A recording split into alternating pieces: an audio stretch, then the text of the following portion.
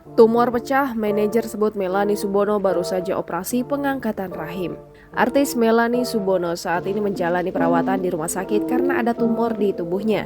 Yulia Dian selaku manajer mengabarkan Melanie baru saja menjalani operasi pengangkatan rahim lantaran tumor yang ada di tubuhnya pecah. Rupanya sejak remaja Melanie Subono memang sudah sering mengalami pendarahan tiap kali menstruasi. Itulah yang memicu munculnya aneka tumor di tubuhnya, mulai dari kista hingga miom. Yulia menuturkan dari beberapa tumor yang bersarang di tubuh Melanie, ada yang ganas, ada juga yang tidak. Melanie Subono sudah mulai menjalani pemeriksaan intensif hingga melakukan operasi pengangkatan tumor hingga rahim di RSCM sejak Kamis kemarin. Jangan lupa subscribe, share, komen, dan like ya!